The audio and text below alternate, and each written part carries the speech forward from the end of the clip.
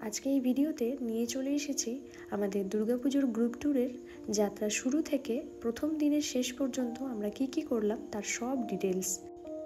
নমস্কার, আমি তুলি চক্রবর্তী, আর আমি গত দুর্গাপুজোর 2 রাত 3 দিন নিয়ে একটা গ্রুপ ট্যুর অ্যারেঞ্জ করেছিলাম, যার মেম্বার সংখ্যা ছিল 15 জন, আর সাথে আমি ছিলাম, অর্থাৎ আমরা 16 জন।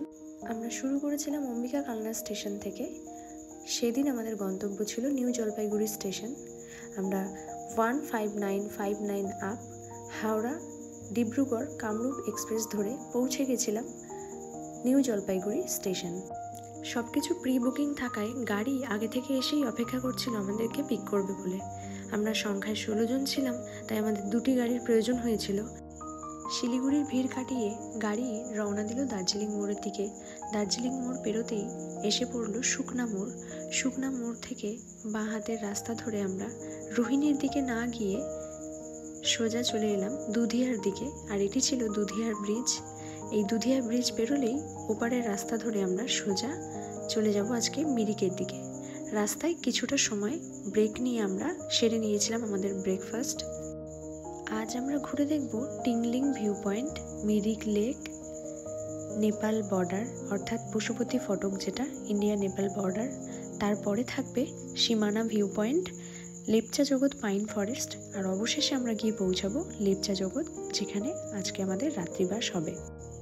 দুধিয়া পেরিয়ে অল্প কিছু দূর আসতেই রাস্তা সমতল থেকে পাহাড়ের ঢাল ধরল।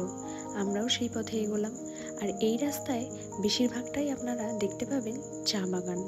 দার্জিলিং ডিস্ট্রিক্টের ম্যাক্সিমাম চা বাগানই রয়েছে এই মিরিকের রাস্তায়।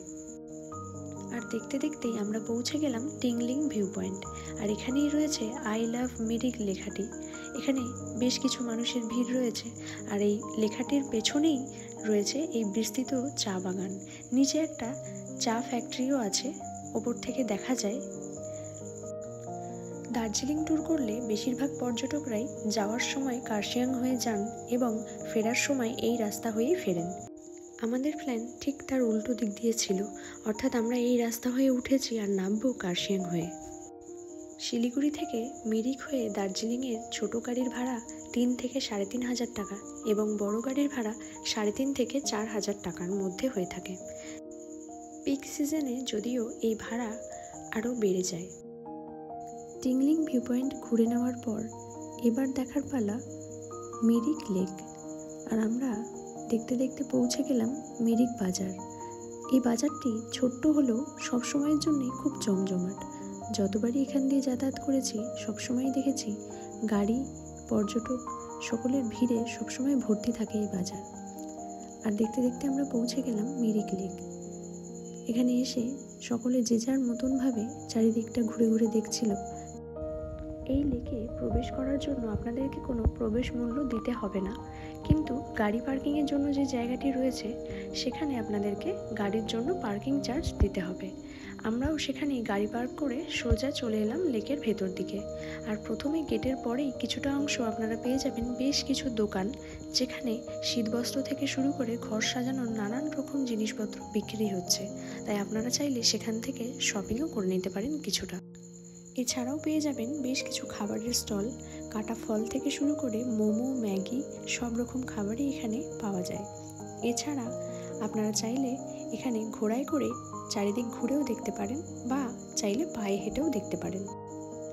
লেকটি আয়তনে অনেক বড় এবং এই লেকের মধ্যে বোটিং করার অপশনও রয়েছে, তাই হাতে যদি সময় থাকে একটু সময় নিয়ে বোটিং করে নেওয়া যেতেই পারে।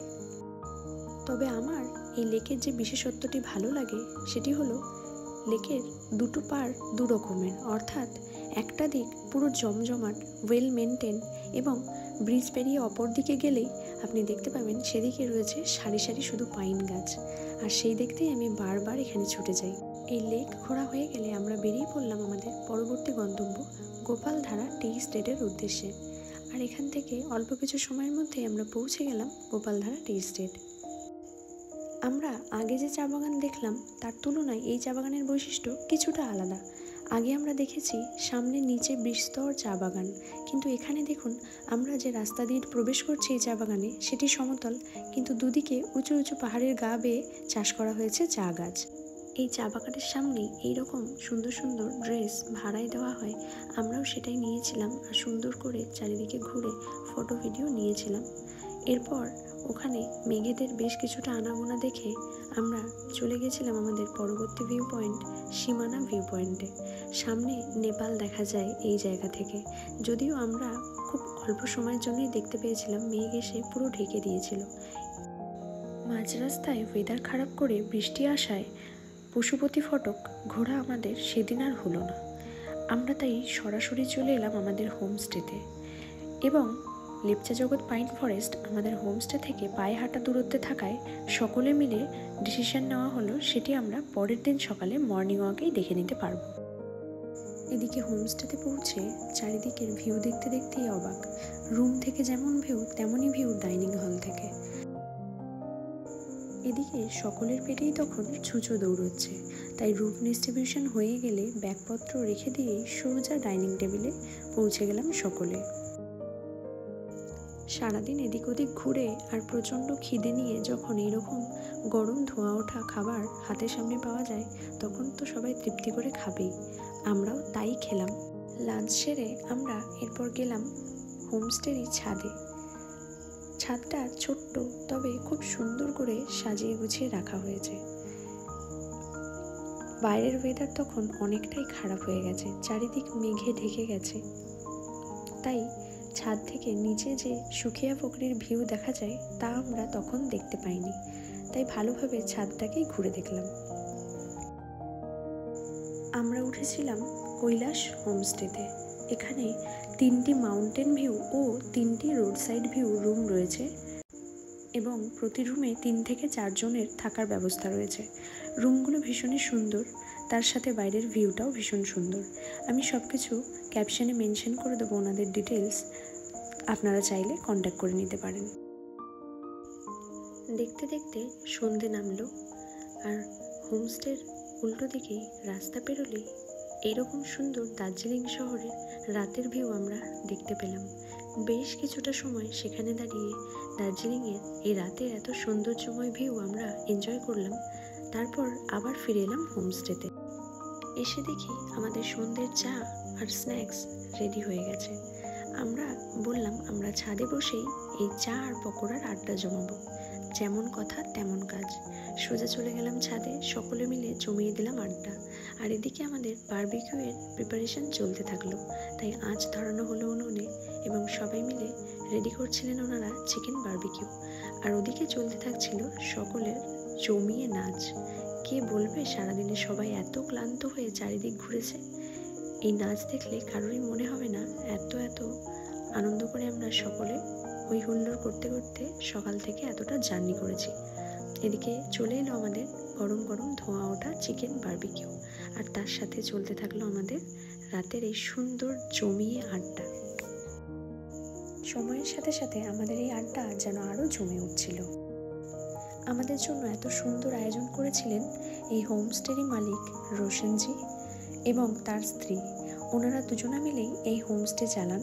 আপনারা এখন যাকে দেখতে পাচ্ছেন স্ক্রিনে দুজনকে, সেই দুজনই হলেন রোশনজি এবং তার স্ত্রী।